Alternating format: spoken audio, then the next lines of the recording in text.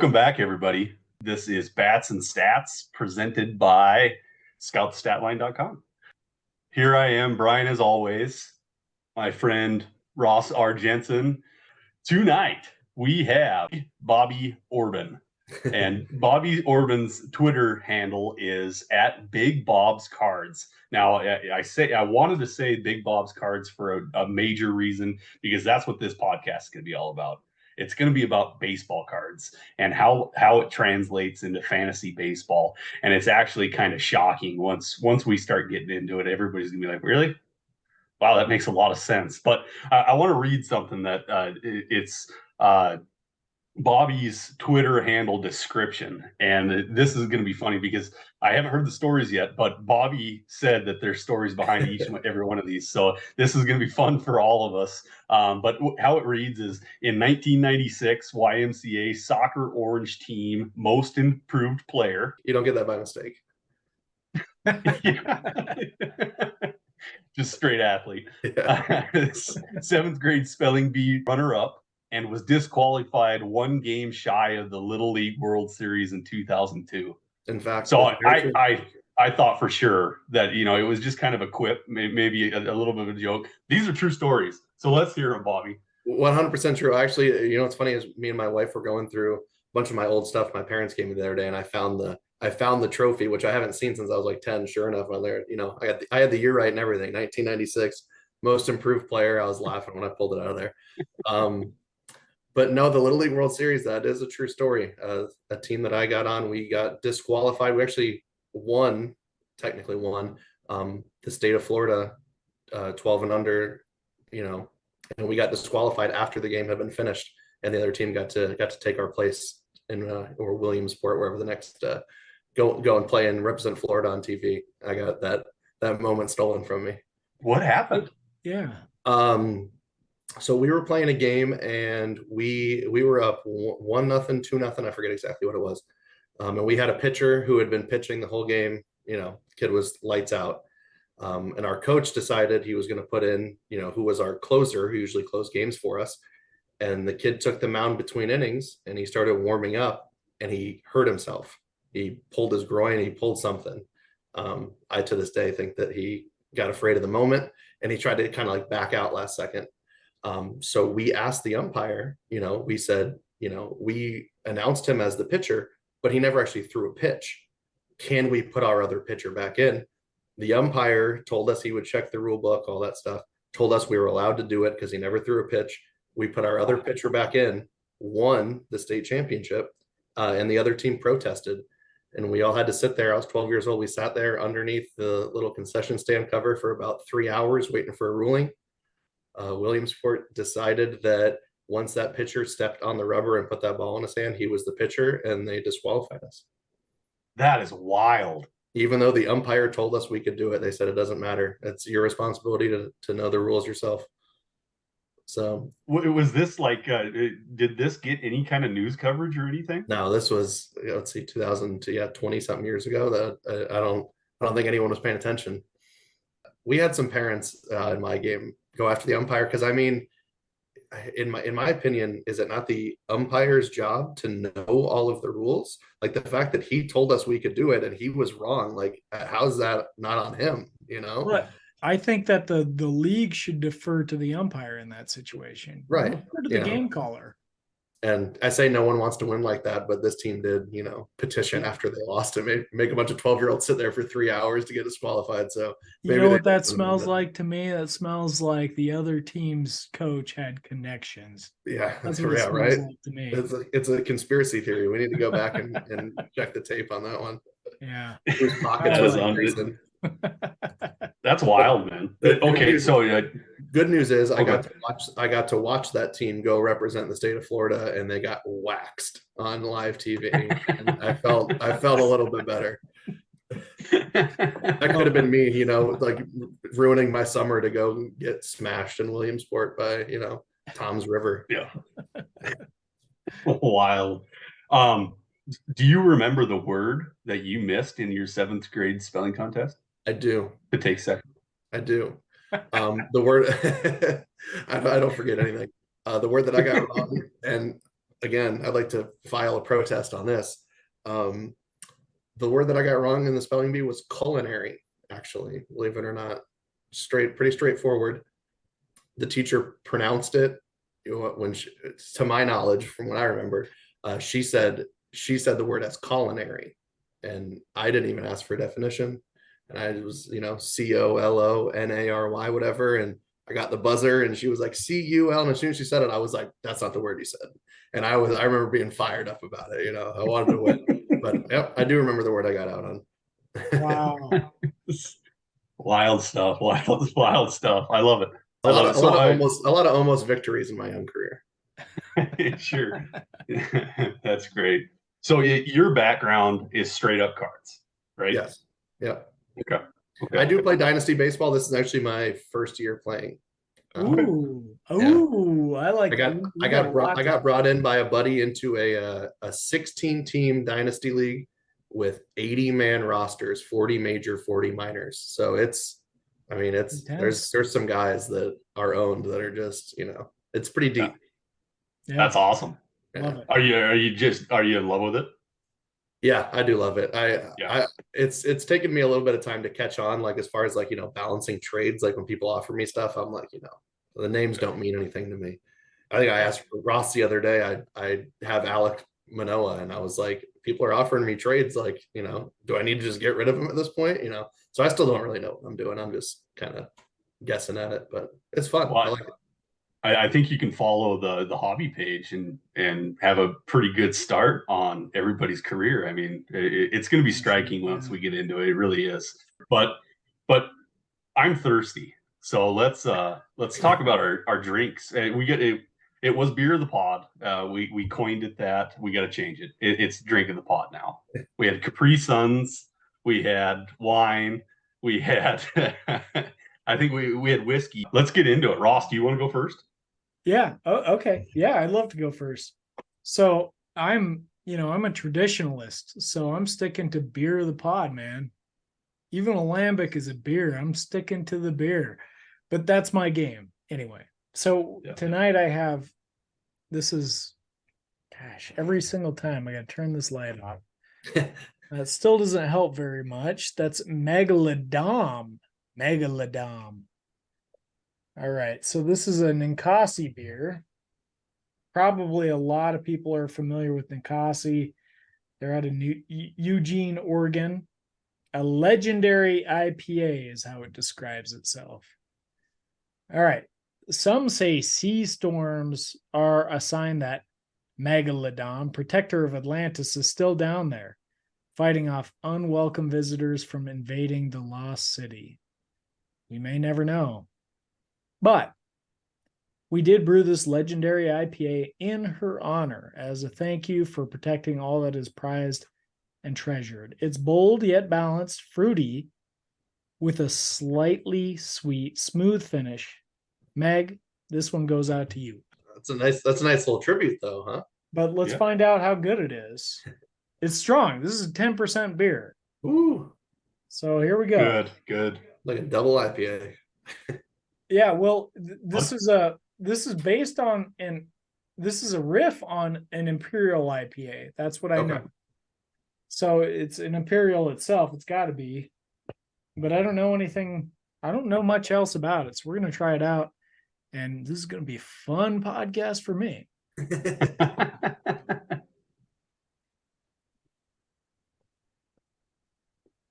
Thumbs up. Yeah, it's good. It's malty like you would expect from an Imperial. It's very well balanced. I don't know if I've described most of the IPAs or drinks that way, but this is very balanced. It's not that the hops are not overpowering. It's a good solid. I mean, you wouldn't think that this is 10% ABV. That's for sure. It's good. Gotta love that. Bobby, please introduce your drink, man. Mine doesn't have a cool story, though. I am drinking Blanton's bourbon neat. I don't drink beer. I gave it up a couple years ago, but this is my drink of choice. It's apparently hard to find. Every time I post it, people are like, "Oh, you found Blanton's?" But in Florida, I've never had trouble finding it. It's my go-to. So we've got a few bottles on reserve. Is it from Florida? No, it's from Kentucky. Oh, it is a Kentucky. Okay. Yeah. Well, obviously. I mean, is bourbon brewed anywhere else? So how right. do you describe that though? How do you describe it? Ooh. Well, I mean, I guess I gotta drink it for the volume. I mean, I don't know how to describe it. I've been drinking it for years. It's the only bourbon I drink anymore. I used to be like I drank Woodford for a while. I bounced around on a couple, but I bartended for about 15 years. Mm-hmm. And I bartended at a couple of Marriott's down here, like beach resorts. And I had a customer one time, and he was doing like a bourbon tasting, and we had a bottle of Blanton's, and he bought me a shot of it, and I was like, yeah, I like bourbon, but and he was like, you have to try this. And I've been hooked ever since. It's the only thing I drink now. It's phenomenal. It's incredibly smooth. I think it's nothing crazy. It's like $100 a bottle, I think. Not like. Well, that's a nice bottle. That's a nice bottle. It's not crazy, but it's a nice. It's not like exponentially more expensive than like a Woodford or like some of the other stuff. But it's my favorite. The cool thing about it is that I should check the bottle which one I have. But so the stopper on top is a horse, like a guy riding a horse, a jockey riding a horse, and it has a letter on it. I think the one I have right now is B. And the idea is that you try to, if you collect every letter, if you can find it, it actually spells out Blanton's. There's like a B, an L, an A, an N. And if you get all of them, they'll send you like a custom, like wood, like a real nice decorative piece that you put them all in, and all the horses are in different poses, like they're racing. It's kind of like people are always like trading. I'm like, oh, you have an A, like let me get the L. It's kind of like a cool thing they did. I'm starting to make a connection between the card collecting. I'll collect anything. I love it. So, if you don't mind, whereabouts in Florida are you? Naples, southwest Florida, straight across the state from Miami. Okay, all right. We're like the west coast of the east coast of Florida is more like New York side. How far of a drive is it to the beach for you? 5 minutes. It's a ways. 5 minutes. Oh, 5 minutes. No, it's not. Yeah. So yeah. Man. But yeah, the east coast of Florida is a lot more like West Palm Beach, and Miami is more like people from New York. It's like the Northeast comes right down the east side, and then the west coast of Florida is a lot more Midwest. Most of the people here are originally from Illinois, Michigan, Wisconsin. So it's the nicer side of the state. I like it. Yeah, that's good insight. Yeah. Fellas, I got a new one, and I found at the gas station tonight, and it's from Seattle. It's Bode High Zaffa. It's got a great label. It says, "We like beer. Darn tasty IPA. Please refrigerate. Warm beer sucks." And then it's got one hell of a write up on the backside with a jackalope on it, and that's why I bought it. I haven't seen a jackalope in forever, man. Like, remember when we were kids? Jackalopes were everywhere. Yeah. It was a huge deal, so that's why I bought it. I don't think I'm going to read the whole thing tonight, unless you guys want me to. Yeah, I will read it. All right. It came from Georgetown. Similar to our other neighborhoods on Seattle's periphery, Georgetown got its rebirth when creative industrial folks went out looking for cheap rental space to start their dream, and poof, Georgetown became a magnet for some of the coolest people in Seattle who don't think they're cool. Here's a confession. Georgetown Brewing Company's first name wasn't Georgetown Brewing. It was Short Round Brewing, named after the little sidekicks in Indiana Jones and the Temple of Doom. Roger Baialos, co-founder, and I were pretty clueless about Georgetown, but we renamed our brewery when we realized how lucky we were to be laid here. Yes, Georgetown has changed over the years. Sometimes we complain about the traffic and the parking, but all of us agree that neighborhood still has a soul, and community is still a word that means a lot here. If you really want to discover Georgetown, belly up to one of the local bars, order a pint, and say hello to your neighbor. If you can't make it here, we think the darn tasty beer in your hand is the best thing. Co-founder. I like that. So, yeah. I like that. It's got Okay. like Nice a little story. small town vibe. Yeah. Yeah. I'm I've cool with actually that. never been to Seattle. I've been meaning to go out there. We were just there. We went for opening Beginning day. of the Yeah. year. Did you? I don't have much to say about it other than it's a darn good IPA. It tastes like an IPA, but it's really nice and smooth. It's not overly hoppy. Like you can get some that are just earwax. This is good. This is really good. Nice. Nice. I can't wait to get into this episode because I think we're of the same mind. Like, I don't want to be dismissive about what anyone else is doing because everybody else is doing great work out there. But I do want to say there's something awry. There's something that's being missed.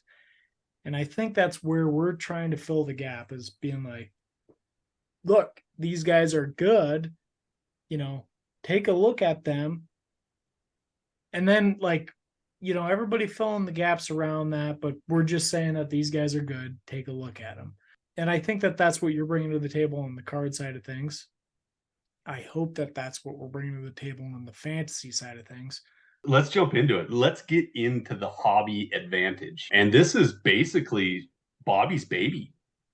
And Ross's and Ross's, yeah. But like the idea of it and the so core.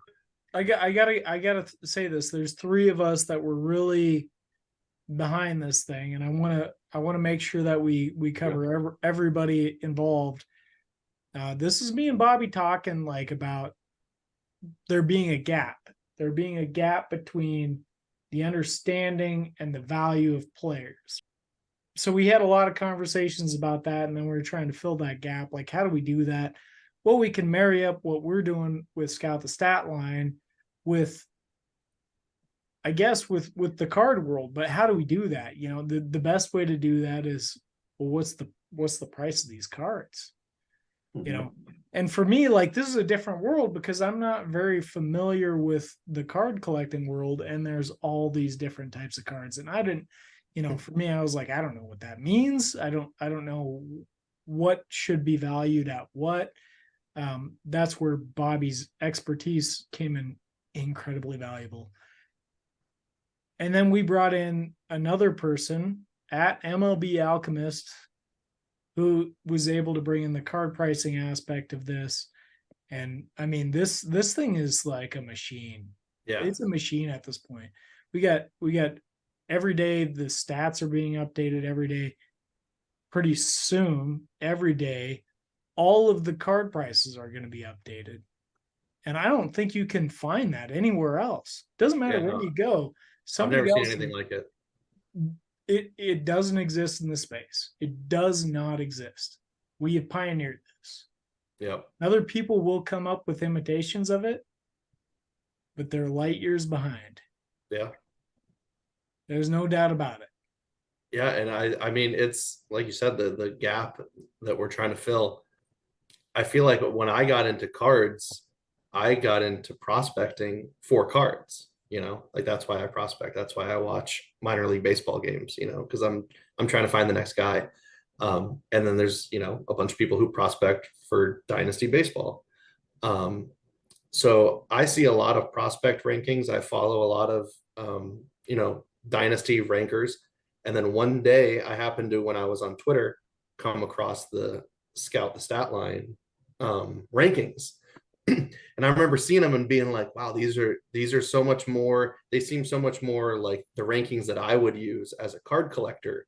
Like I remember, I think the first post I ever saw from Scout the Statline was something along the lines of, now that I forget who it was that I graduated, but like, is Evan Carter the new #1 prospect? I remember seeing it and being like, wow, that's like something I would say, and people would call me crazy for it, like months ago. Yeah. So like when I realized that the Scout the Statline rankings seem to be a lot more correlated to like whose cards are being collected than most typical, dynasty rankings. And yeah, I was like, we need to find a way to marry these two things, because like you said, there's like this big Venn diagram of people prospecting for dynasty, people prospecting for cards, and that middle part is huge, and no one has found a way to like bring those things together, which is that's what made me reach out to Ross in the first place. I was like, how has no one figured out how to combine, you know, dynasty rankings and card values into like one space so that they can be accessed by both of these groups, you know? So that's kind of like how this thing started. We started DMing each, and that's when he brought up, he was like, people DM me all the time asking about card prices, you know, because I think a lot of people want to know, you know, whose card should I be buying? And other than, you know, most of the people who put out rankings for prospects are for Dynasty Baseball. So they reach out to the Dynasty guys and they're like, hey, should I buy this card? And like Ross said, he's like, I don't know, you know. Yeah. But he mentioned how often he gets those questions. And I knew that it was something that, you know, like we need to find a way to marry these ideas. And that's what we did with it's a huge opportunity. And, you know, just finding out, you know, who's overpriced, you know, who's who's undervalued, and, you know, all the stuff that you need to know in Dynasty Baseball too. You know, you want to get on guys before people know who they are. I wouldn't endorse something that I don't believe in. You know, my ego's not that big. I'm not going to say it works just because I helped make it. But I was actually shocked, you know, just on our like first trial run, like how much I liked it. I was screaming, you know, when this most recent release, the 2023 Bowman came out, I had posted rankings and I was a lot higher than a lot of people on Carlos Jorge. And I had been screaming his name from rooftops. At one point, I tweeted about him so many days in a row. I've had people comment on my tweets and be like, will you shut up about Carlos Jorge? Like, I'm trying to buy some of his cards before everyone figures out who he is.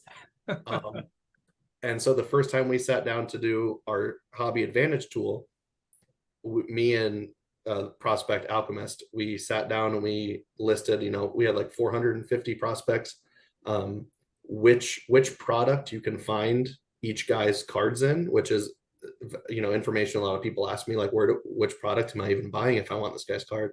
And then we pulled all of the prices for all these cards and we just put them all on a sheet and we handed them over to Ross. And Ross, you know, combined it with his rankings and made up a formula that's above my pay grade. The buy-sell index. The buy-sell index. Buy-sell index. And he was like, I'm going to combine the prices you give me with, you know, what our rankings say a prospect's going to be ranked, and it's going to give us a buy-sell index. And I mentioned Carlos Jorge because I was skeptical that the two ideas would be married so well. Like a lot of times I'll see prospects that are ranked high in Dynasty that's cards don't sell well for a number of reasons. But the first time we gave him, I think there was like 80 something hitters in the 2023 Bowman that had, you know, their first prospect auto. So it was a pretty big list. And he put in his formula and he spit out the first one, and the guy with the highest buy rating was Carlos Jorge. And as soon as I saw it, I was like, that's it. Don't touch it. This thing works. It works. This is it. This is golden. It's so simple. I mean, it's all it is combining our ranks with market prices. That's all it is. And I mean, it works like a charm. I think this one column of data, it's a column of data, the buy-sell index, which I've heard referred to as the BSI from people that use it. The BSI is potentially revolutionary, I think. I mean, this thing is changing the game. It could change the game for you if you're an interested card collector. You know, I'm still trying to dip my toes in it because I don't know what I'm doing. But the BSI puts you in the right direction. It points you into the direction of who is it that is worth buying and selling, and why should I be interested in doing that right now?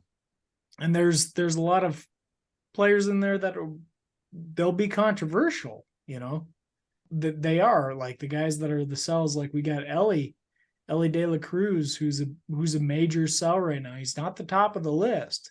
He's not the highest sell because he's our number 2. He was our number 2 prospect.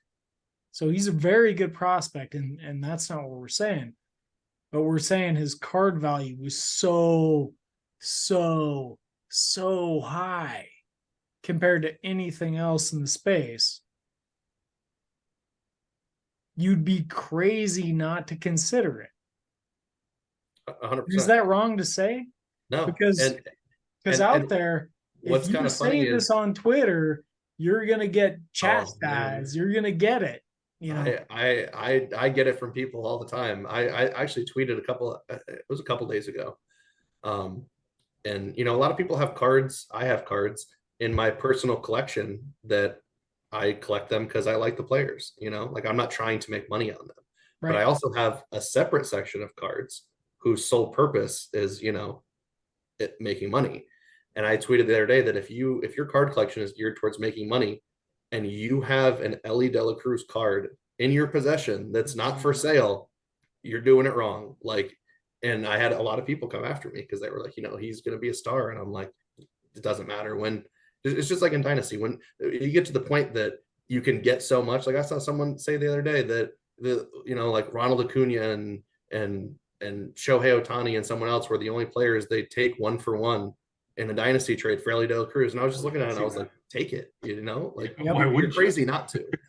I mean, Like- we're talking about this. We're talking about this, and on Twitter, there's been a lot of back and forth just the other day between some of our folks that we know pretty well and other folks about Ellie De La Cruz and his value, and the argument coming from some people that we know is like, if you're going to get a top 10 guy, then you do it. Like, you do it without thinking twice, because you don't know what the future value of him is. It could be a top 10 guy.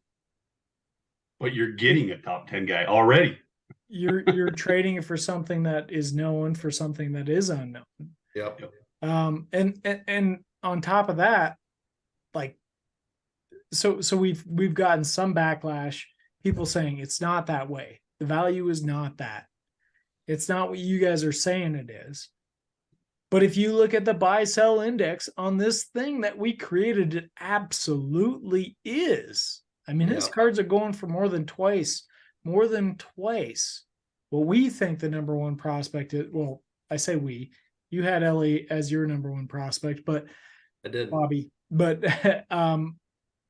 Jackson Holiday, they're going for more than twice his cards. Mm-hmm. Yeah, so that means he's an absolute sell. It doesn't matter if you think he is anything less than the number one prospect and he's twice as good as the next best guy, then you gotta be considering. Yeah, I haven't looked at Ellie in the last couple of days, but I know that shortly after when he got called up and he got when he got hot, his cards kind of spiked again after the call up.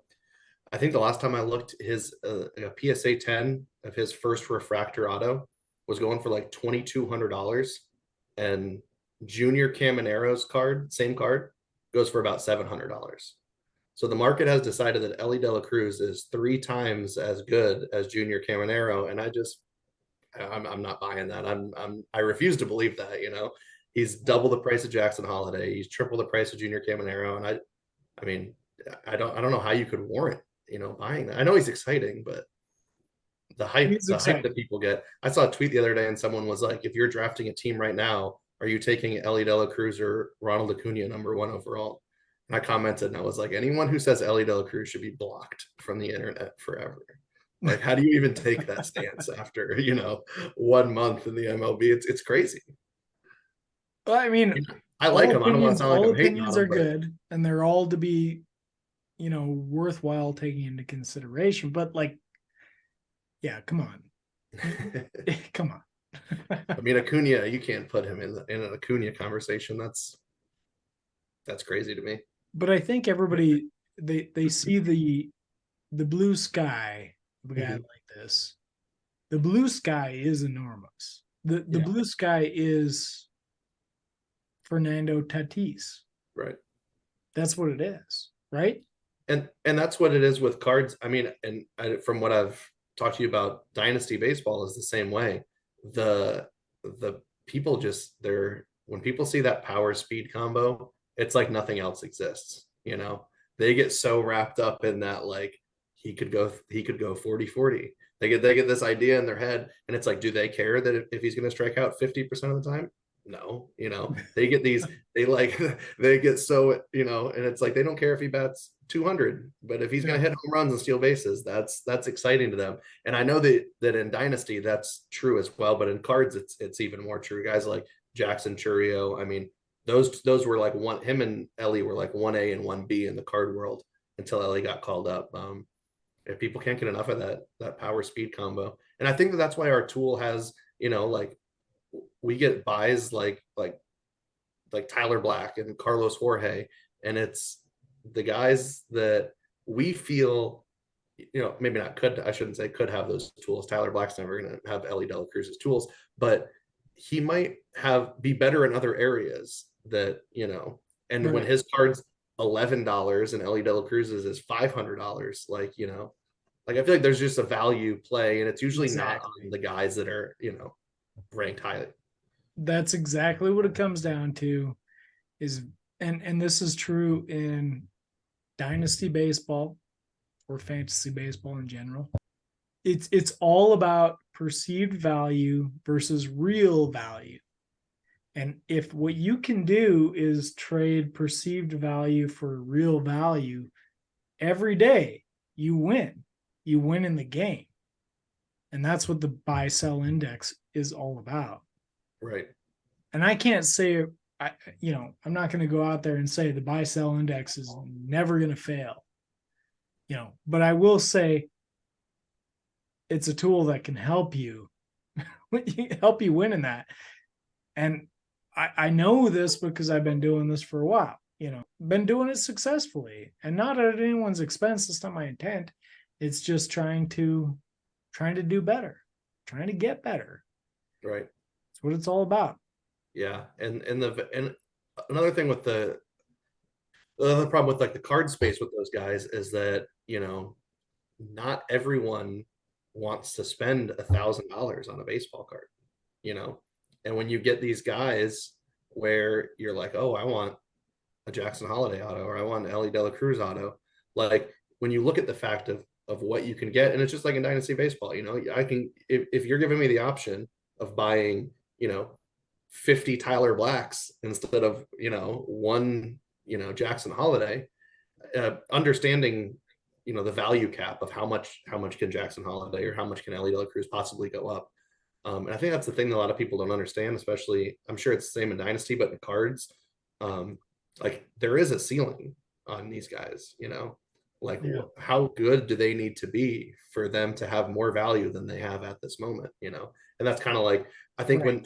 when we first ran the hobby tool and I put in all the card prices, I think out of the top 50 prospects on Scout the Statline, there was only like 4 guys that had a negative buy rating that had, were a sell on our tool.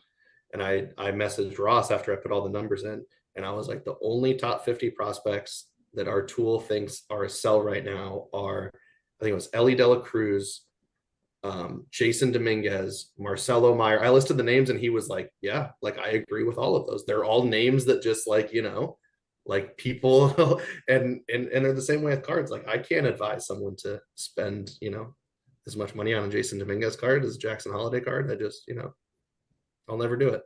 So I think our tool is good in that way, that it the guys that it said are strong buys and the guy that it said are strong sells, like I agree with the list, so that's why I definitely trust the tool and what it's putting out. It's 100% about hype versus production. Oh, that's what it comes down to. Hype versus production. And that's another thing that that I've tried to tell people, that are kind of like new to cards in the past. You would think it makes sense to people in their mind that the more productive you are, the more value your cards have, right? But it's way more hype driven than it is production driven.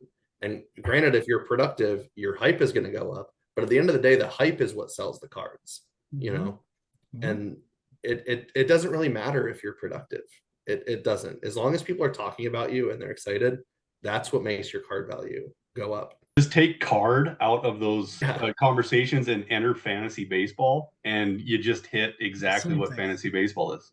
Right. The delay between people realizing a prospect is good, like the window is so big. Like Like I've been, I don't have enough followers to, change the card market.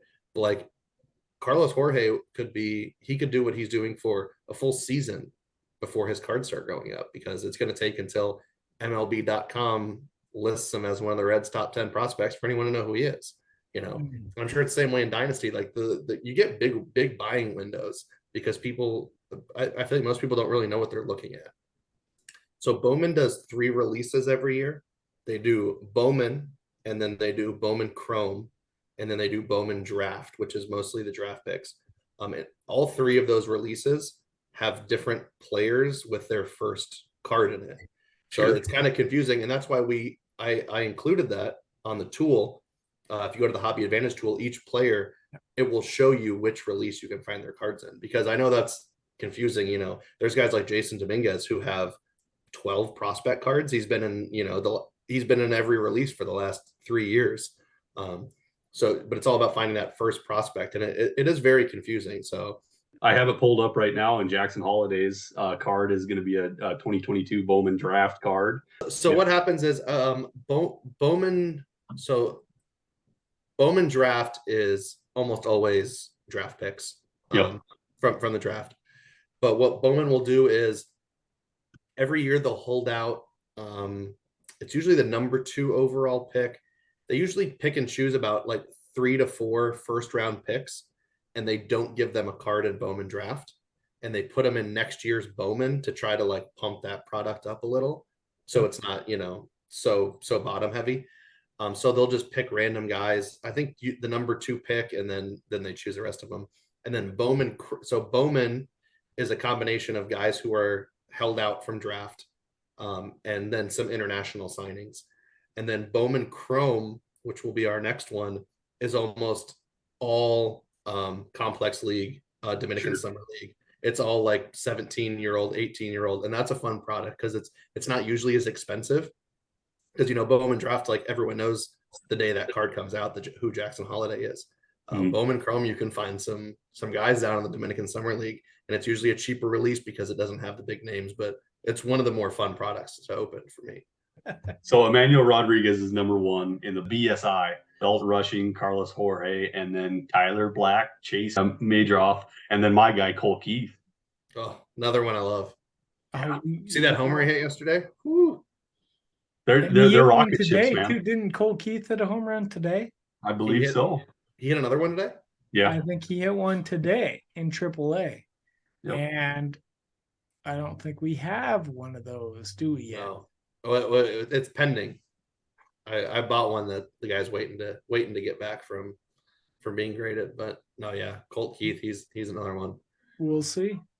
But he's another one. So he's one of the reasons that I love. So the draft products, you get the Jackson Holidays, you get like the top 5 picks, but the draft product I like because there's so many of those 4th, 5th round high school bats that no one knows when the products come out, like the Colt Keiths and everyone's buying the Zach Veens and the Robert Hassels and the Tyler Soderstroms. Like no one knows who Colt Keith is. And that's why I love that's part of the reason I love the Chrome, because I like getting the young Dominican Summer League guys, but the draft, there's always those. I think it was the same year, actually. 2020 draft was Sagisi and Colt Keith they're both in that class.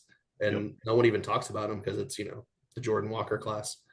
But and it's a shame. It's a shame because those 2 guys are some of my highest risers in my mind. Right. Evan Carter is getting up there. He got a lot of hobby love last year. His card prices are pretty high, but he's, rightfully so. Yep. But he's still 6th. He's still 6th in the buy sell index ranks. Right. Which does not exist. There's no ranks for it, but like he's 6th in those numbers. Like that's a guy you want to buy still. Yeah. And I'm a huge believer. I think Evan Carter is way underrated. And I tweeted about him the other day, and I don't think he's popped up on our thing yet because his cards are were overpriced from day one. So I don't think he's popping off as a big buy right now. But I tweeted the other day, I saw a couple videos in high A of Roman Anthony, and I'm already in on him being the next Evan Carter because he's like, I saw him hit an Oppo home run, and it's like, man, everything about him, he just gives me he's got that Evan Carter vibe, and he's got the other day he went like 2 for 2 with like a homer and like 3 walks, and I was like, yeah, I was like, that's what I love to see. I've certainly seen a lot of buzz about him. But Yeah. let's talk about guys that ourselves. This is an unpopular topic. Yeah. Unpopular to talk about guys that you should get rid of. We're not going to talk about Ellie De La Cruz because we already talked about him.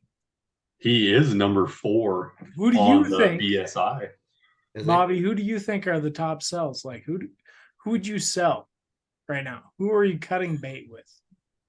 I mean, I have one in particular, but it's mostly because I've been selling him his whole career. But Jason Dominguez for me. His card prices are insane, and I mean he gets the Yankee tax. You know, the Yankees and the Red Sox players, their cards are always jacked up. But man, when Jason Dominguez's cards came out, people were talking about him like he was Mickey Mantle. Yeah. And he's not there. He might get there, but the card prices haven't gone down a crazy amount. I think his base autos are still a few $100s. I want to say they're as much as Jackson Holiday's, and to me that's like blasphemy. That's absurd. We were big sells on Jason Dominguez prior to last year. He kind of redeemed some faith in us a little bit, but I don't know. I think I'm good with that personally. The hype is still a little too high, and he's batting like 200 this year or something. Yeah. He's showing his old ways rather than what happened last year, which is sad because he was actually one of my breakout candidates in the offseason. I was touting him. I was like, finally, the bias, we can get rid of it. Right. The New York bias, and we can get rid of it. We don't have to have this huge expectations on him, and he can, start being a ball player rather than the next Messiah. And it's not working out so far, but we did a lot of year left. I mean, I feel bad. I feel bad for him. The hype that he got when he signed was unfair. I mean, I don't know how he was supposed to live up to that. I mean, you sort our tool by the highest average first auto price. He comes in third. He's a third highest price player. Behind who? Ellie and Jackson Holiday? Behind Ellie and Jackson Holiday. That's insane. It's nuts. You're right. You're right. He's got a negative 3.6. Sell him. Sell him. I would. I mean, sell Jason. Sorry. Find a Yankees fan who still believes. I know there's a lot of them. There's a big name on here in the BSI. He's probably 30 from the top of the lowest negative card prices and stuff like that. It's Drew Jones, and he's at -5, but his card is 198. Oh, it was when 2023 Bowman came out, he was in his own tier. He was about double the price of Junior Caminero and Spencer Jones, who were 2 and 3 in that release. I think that's another reflection of the prospect rankings too, because he was massively high in fantasy baseball prospect rankings. So the card's reflecting that, and now the downturn is reflecting that on both sides. You know what's funny is I actually ended up trading the pick, but in my dynasty league, I was given the 3rd pick, and I was going to draft Drew Jones over Jackson Holiday. I was on the Drew Jones hype train when he got drafted. I hadn't found Scout the Statline yet. That's why. But luckily I traded that pick away. But yeah, man, I mean, his hype is still up there. So I'm still rooting for him. But yeah, his card prices are pretty crazy. I'm with you. I love Andrew Jones, and I hope Drew Jones is awesome. I'm just very data driven, and I saw what Jackson Holiday was doing, and I got to stick with that. I'm going to throw this out there. If you're not using this tool, you're going to be left in the dust. Yeah. Everybody that is going to win the game. And that's what this is all about. And my favorite thing about it, much like, your dynasty rankings, is that it's data driven. So it's like, I can sit there on Twitter and be like, these are 10 prospects whose cards I would buy, but I'm just a guy, that would involve you trusting my opinion to buy who I think is going to be good. But with this tool, we put in how much cards are going for, all of that data for their stats and their peak projections update daily. And then the tool just tells you, and the fact that it changes on a daily basis is, I've never seen anything like it for sure. It's a game changer. I love the tool because it gives you another reference point to say this is a different industry is telling you that these guys can be really good, or vice versa, they can be really bad. There's names in the top 50 that I am just in love with. And the buy sell index is there. It gives you all the hit, the home run, the stolen bases, your averages, all that. Everything's right here in front of you. And it gives me another reason to be in love with a prospect. But to your point, Brian, that's something that me and Ross talked about at the beginning. He was saying the same thing, and he was like, I feel like you see, these auto prices, and it almost like confirms everything that you're saying in your head. Like, like maybe you thought someone was too overvalued in Dynasty, but then you look on the tool and you're like, wow, look how much his card sells for. There's clearly another huge group of people who think that this guy is that good. It is the only way conceived by man to this point that we are living in right now, where you can see how other people view a player, how other people value a player. When you're trying to trade a player, you're like, I'm not really sure if this guy thinks this guy is worth much or not. Like, I don't know how he perceives him. We just created a tool for that. Like it shows you how people perceive their value because there's a dollar sign associated with it. Yeah, you're not going to be able to trade Tyler Black for Ellie De La Cruz. Like, we know that in the real world, but we have a price point on there too. It's $25 compared to $730. Right. And to your point, like when you sorted it by dollar rankings, I would assume that it's true in Dynasty that someone out there will pay in Dynasty top 3 prospect money for Jason Dominguez. There's someone out there who will do that. And it might sound crazy to you, sounds crazy to me, but I mean, the card prices confirm it, that there are people who think that that's who he is, So it's just nice to get that like reassurance. I love it. It's a fun tool for me that I'm not gonna. I'm saying this very gently because I get roped into some things, man. And when I dive into something, I dive into it hard. So this could be something that's going to be my next one where I'm just like, hey, wife, I need $1,500 because I got to go buy 35 Tyler Black cards and 25 Colt Keiths. My wife has accused me before of going. She's like, you go real hard into hobbies for like 6 months, and then all of a sudden it's something new. And I'm like, yeah, it's just I just like to bear it. But cards is will always stay in the front there. Yeah. It's really fun for me. It's very, very fun. And I know I don't want to say fun as a negative, because this is, something that you make probably a really decent chunk of change. And maybe there's people that are making a lot of chunk of changes. And so I don't want to say fun as a discredit, fun as in this is sweet. I mean, what I mean? It's fun to me. And there are people like I don't go above my means. I don't try to buy, anything crazy. There are people who gamble big money on this, but the call, like, for example, one of my favorite things about, the cards, and I think Dynasty is probably the same way, is people love the high school bats. Like, they love the guys that get drafted out of high school. And I always think it's so funny when you get knocked, like Manzardo and Kauser and those guys will get knocked in the card world, and people will be like, oh, well, he's 22 years old and he's still in the minors.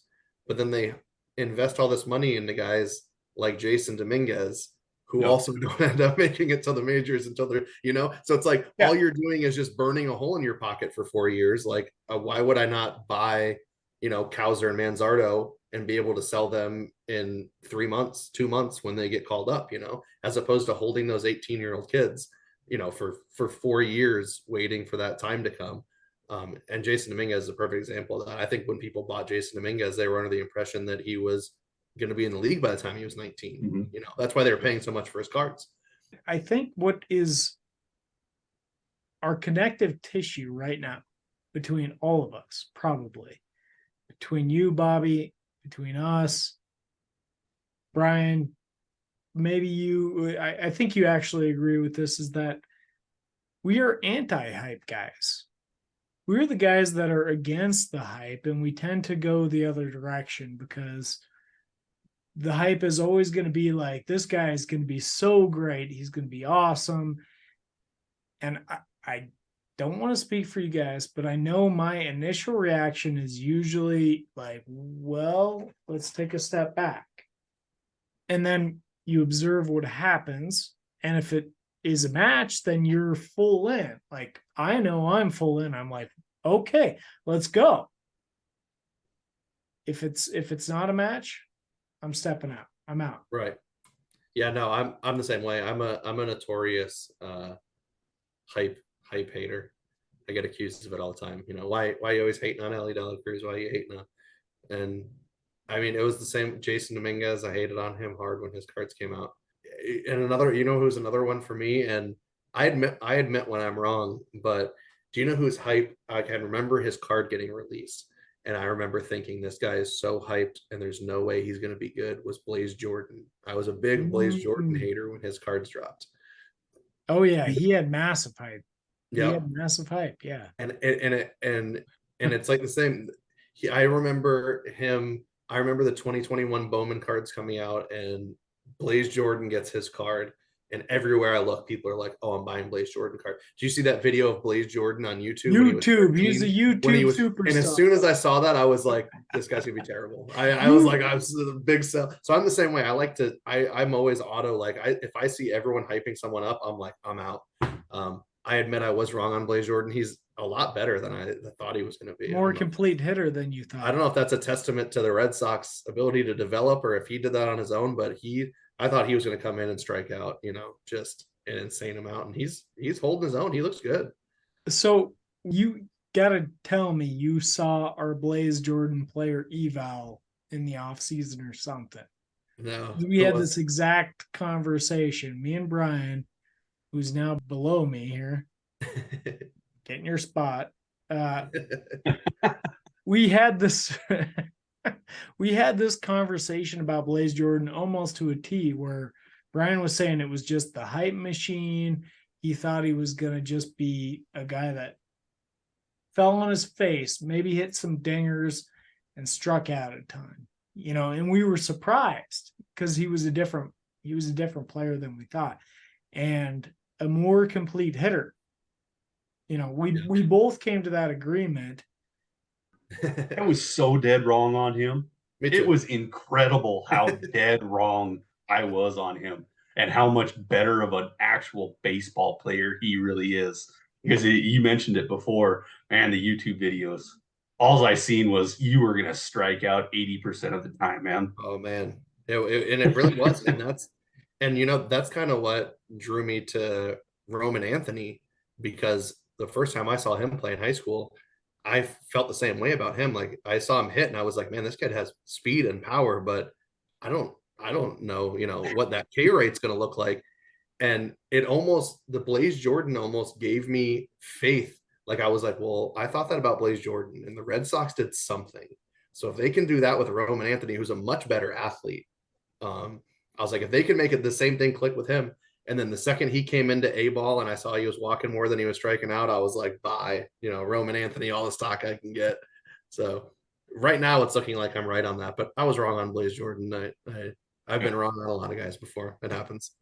I wanted to put that in there because Ross did mention we talked about it like hardcore in the off season. Man, I was dead wrong on that. He's a good ball player. Yeah, but not just you. Like, he was a hype guy. Yeah. You know, we were just talking about how we're anti-hype people, and so it was the same thing for me. It's like I withdraw from guys like that until I see them prove something, and he's starting to show, like, he's just showing he's a good hitter. You know who's another one who, and I don't know why my brain does this, but I go by Bowman releases because I know I can remember who everyone was looking for in each release. But 2022 Bowman, which is the release with Ellie Dela Cruz and James Wood, I can remember when that card release dropped, and Khalil Watson is who everyone was Khalil chasing. Watson. Yeah. I the was Khalil- sucked into the The hype. Khalil Watson hype was Yep. insane. And You he's know another what? one that- Oh man, one of the most legendary moves probably in my career is Khalil Watson. I had Khalil Watson on my team, and I traded him for James Wood last season, beginning of the year when I saw it was not working well for me, and I got skewered on the internet for it. Oh, people love You Khalil were. Watson. They were like, how can you be so reactive? And I was like, that is what I do. Thanks everybody for tuning in tonight. I'd like to give Bob a good shout out here for being a part of the Hobby Advantage. Your Twitter handle, good sir, Big Bob's Cards. and anything that else that you want to kind of plug for the Hobby Advantage. Yeah, I would just say, anyone who hasn't seen it yet needs to go on Scout the Statline and check it out. It's really tough. We talked about it, on end here, but it's really tough to put into words how valuable of a tool it really can be. A lot of people getting started in cards. They don't know where to start, which products to buy, which players to buy. And I think we really have a tool that, like Ross said, no one's done this before. It's really the first of its kind. And I think that it's a monster, and it's worth everyone checking out for sure. Yeah, I agree. Everybody should join Scout Statline. Check out all the tools that we have on there, because there's a pile of them. Oh, there's so much good stuff on the site. And the Hobby Advantage is right at the top of that list, guys. So thank you so much. Everybody tuned in. We'll see you again. Thanks for having me. You bet. See you guys.